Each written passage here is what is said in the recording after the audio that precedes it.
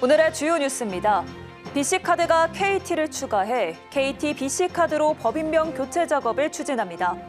이 같은 배경엔 핵심 사업 영역인 매입 업무에서 주요 고객사가 이탈한 데 따른 위기감이 자리하고 있다는 분석이 나옵니다. 대선 출사표를 던진 여야 경선 주자들이 AI 관련 공약을 내놓고 있습니다. 이들은 천문학적 투자 규모를 내세우며 AI 산업 육성을 약속하고 있지만 구체적 실행 방안이나 자금 조달 계획은 내놓지 못해 허울뿐인 공약에 그칠 수 있다는 지적이 나옵니다. 현대차 그룹이 연비 효율을 대폭 끌어올린 차세대 하이브리드 시스템을 공개했습니다. 한 번 주유에 1000km 이상을 달리는 차량이 곧 나올 전망입니다. SK 하이닉스가 이달 HBM 12단용 TC 본더 장비 발주에 나섭니다. 한미 반도체 장비만 사용해온 하이닉스가 최근 후발주자인 한화세미텍 제품을 구입하면서 갈등이 커지고 있는 모습입니다.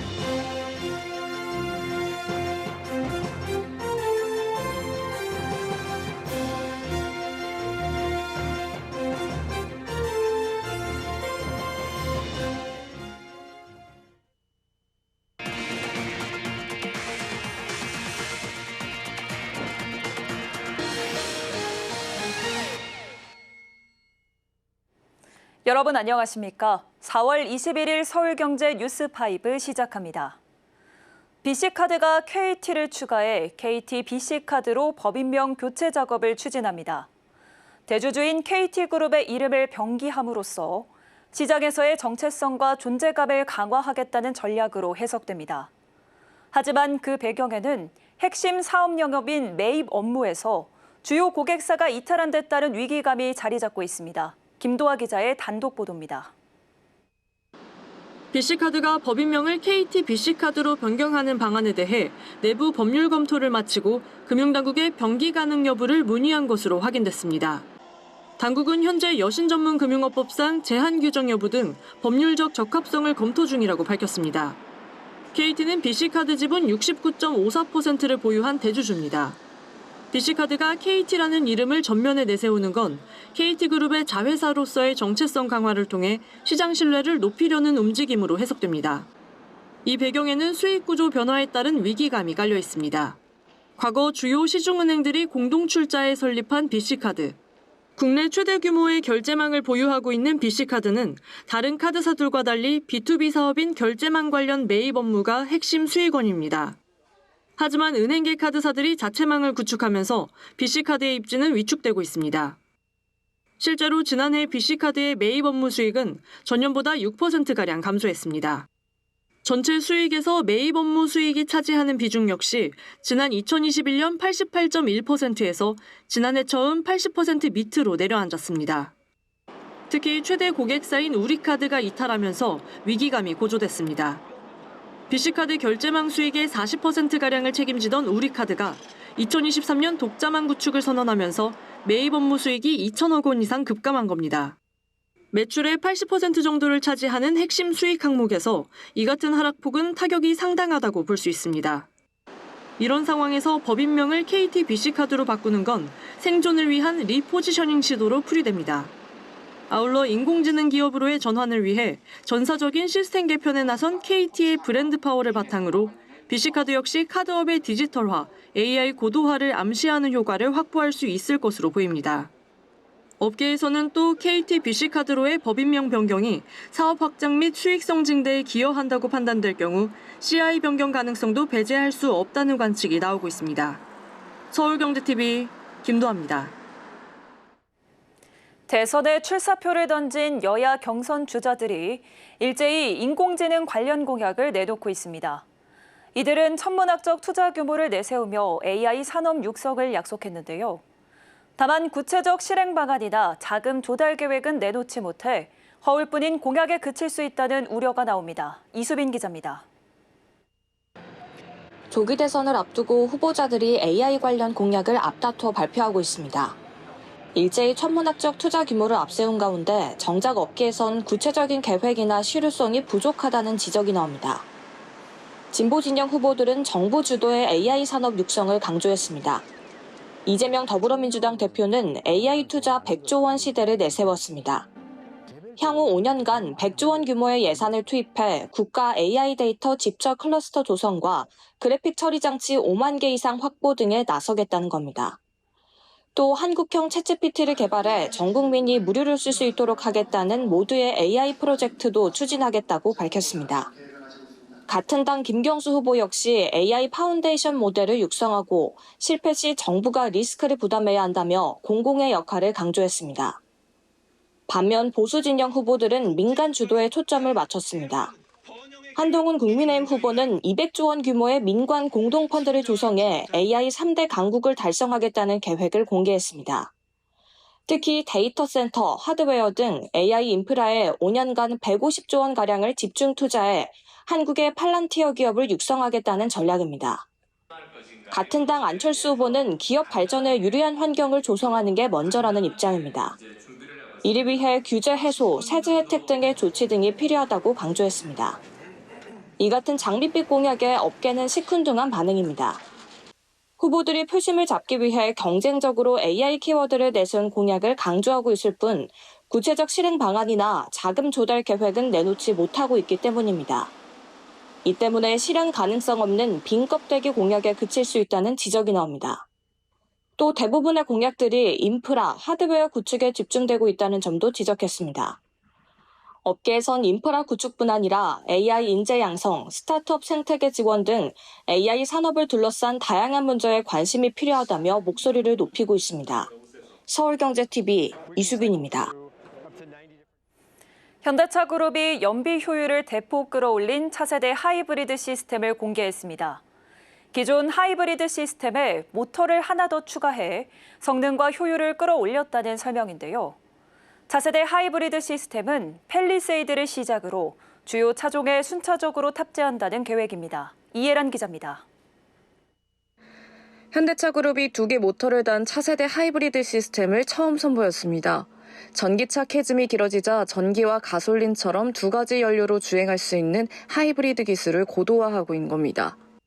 차세대 하이브리드 시스템은 기존 구동 모터의 시동, 발전, 구동력 보조 기능을 수행하는 신규 모터를 새롭게 장착해 연비와 출력을 높인 것이 특징입니다. 현대차그룹은 이번 시스템을 다양한 엔진 라인업과 조합할 수 있도록 개발했습니다. 이에 따라 소형차부터 대형차까지 폭넓게 활용 가능하다는 설명입니다.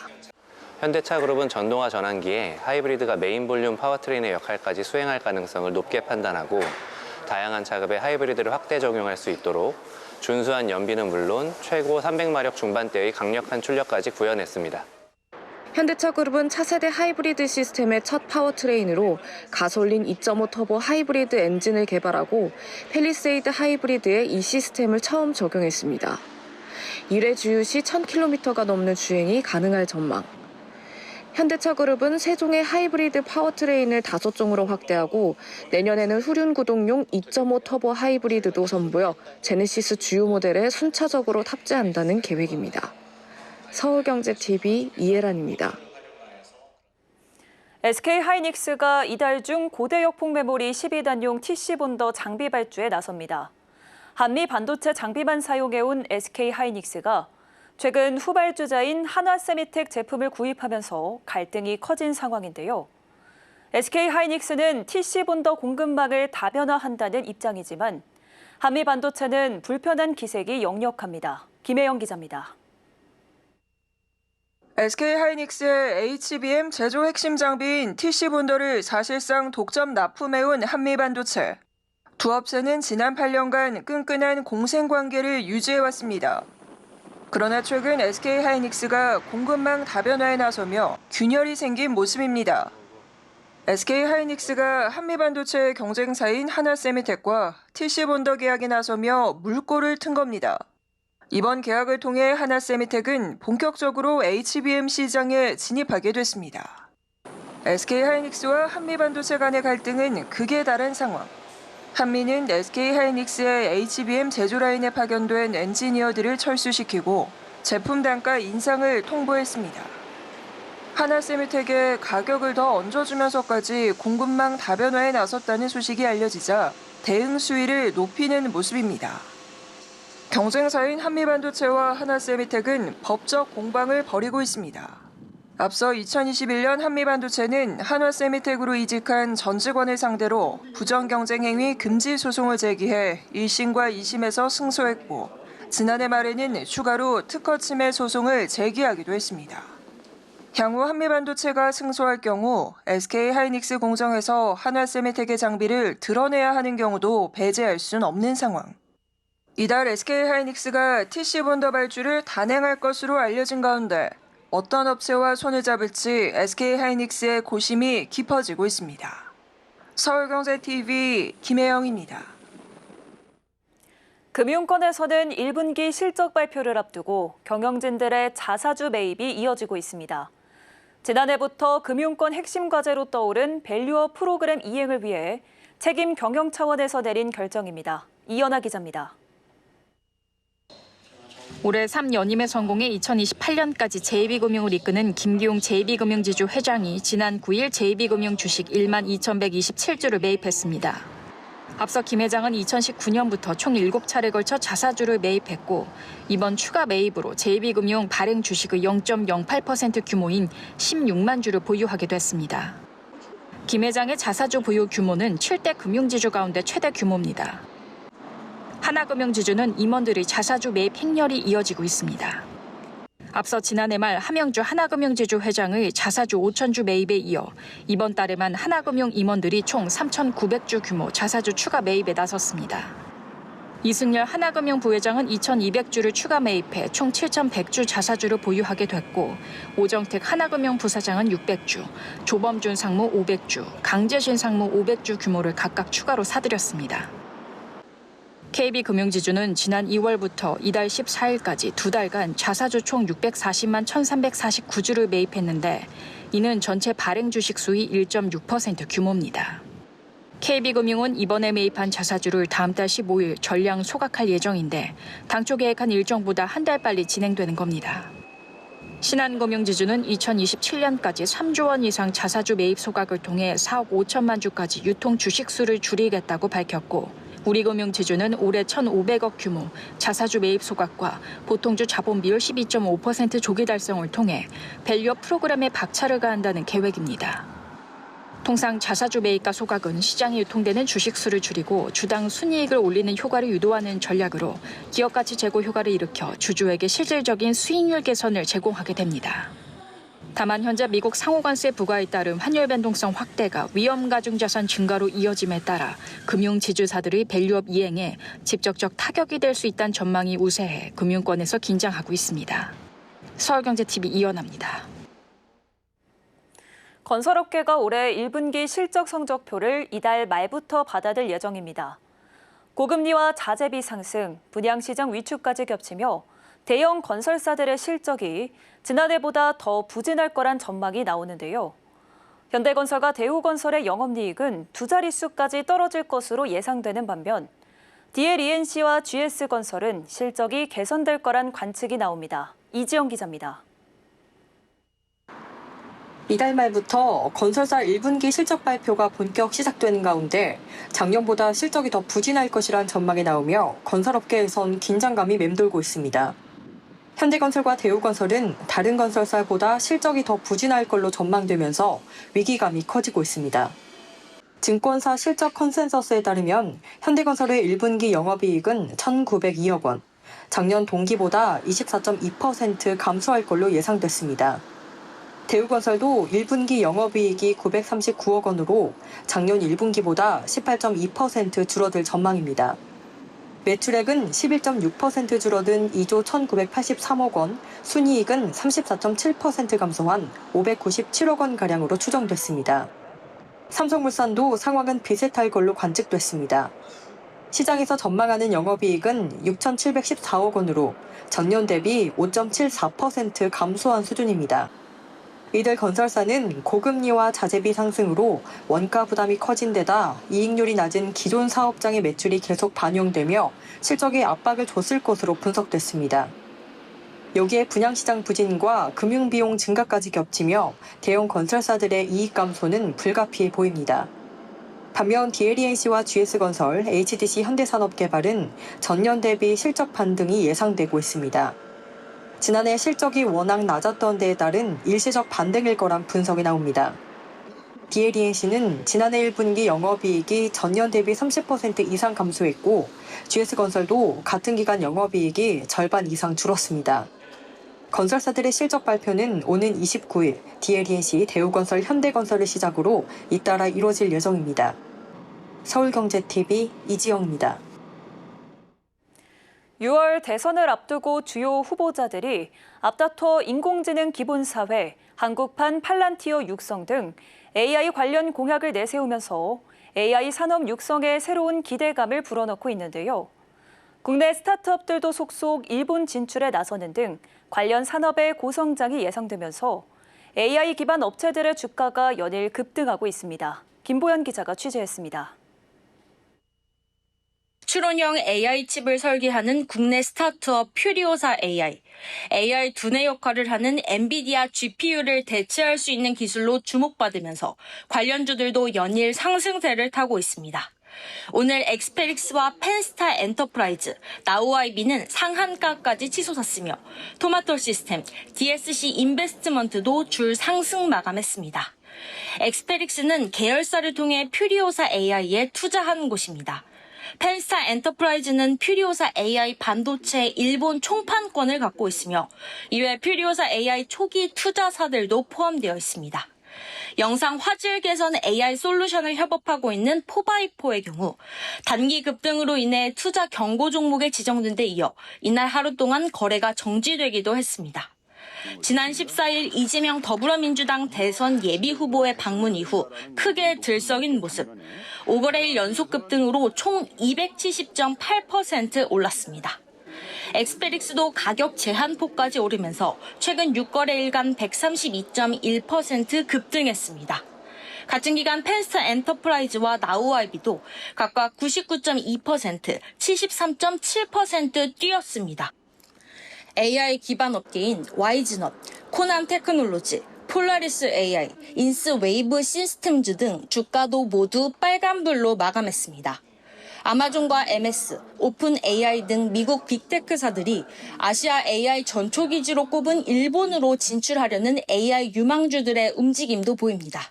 리벨리온, 리튼 테크놀로지, 업스테이지, 올거나이즈 등이 주인공인데 현지 해외 법인을 설립하거나 현지 증시 상장을 준비하고 있는 분위기입니다. 서울경제TV 김보안입니다. 불닭볶음면을 개발해 삼양식품을 연매출 1조 7천억 원 규모로 키운 김정수 삼양식품 대표이사 부회장이 삼양 라운드스퀘어의 지주사 대표이사 자리에서 물러났습니다. 해외 사업 확장과 관세 이슈까지 중요한 시기인 만큼 김 부회장은 기존 삼양식품 대표이사직은 유지한 채 사업적인 부분에 주력한다는 계획입니다. 이혜연 기자입니다. 김정수 삼양식품 대표이사 부회장이 이달 그룹 지주사인 삼양 라운드스퀘어 대표직을 내려놓은 것으로 알려졌습니다. 지난 2023년 9월 대표이사 자리에 오른 지 1년 7개월 만입니다. 김 부회장은 장남인 전병우 삼양식품 상무와 함께 사내이사로 남아 이사회에 참여하게 됩니다. 또 기존 삼양식품 대표이사직은 유지하기로 했습니다. 삼양 라운드스퀘어는 올해는 삼양식품에 있어 밀양 2공장 완공, 해외 사업 확장, 관세 이슈 등 중요한 시기인 만큼 김 부회장은 사업적인 부분에 주력하고 지주사는 전문 경영인 체제로 운영하는 것이 효율적이라는 판단에 따른 것이라고 설명했습니다. 지주사 새 대표는 장석훈 삼양식품 경영지원본부장이 맡게 됐습니다. 장 대표는 3일 회계법인 공인회계사 출신으로 위메프 CFO 등을 거치며 재무 전문가로서 현장을 누볐고 2023년부터는 삼양식품의 경영지원본부장을 맡아 실무 경험도 쌓아왔습니다. 김 부회장은 삼양식품 창업자인 전중윤 명예회장의 며느리로 지난 1998년 국제통화기금 외환위기 때 입사해 2017년 삼양식품 총괄 사장에 이어 2021년부터 ESG 위원장 및 해외 영업본부장을 맡아왔습니다. 김 부회장은 불닭볶음면을 개발해 삼양식품을 연매출 1조 7천억 원 규모의 수출 기업으로 키웠다는 평가를 받고 있습니다. 서울경제TV 이혜연입니다. 국제해사기구 IMO의 막대한 해운탄소세를 피하기 위해 LNG를 연료로 사용하는 선박이 많아질 전망입니다. 덩달아 LNG를 주입하는 LNG 벙커링선 발주도 증가할 것으로 전망되는데요. 미중 분쟁 반사 이익까지 더해져 HD 현대미포가 업계 1위 자리를 굳힐 거란 전망이 나옵니다. 김효진 기자입니다.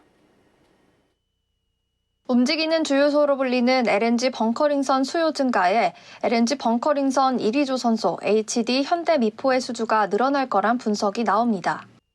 IMO가 3년 뒤인 2028년부터 해운 탄소세를 부과하기로 하면서 해운업계의 탈탄소화가 빨라지고 있어서입니다.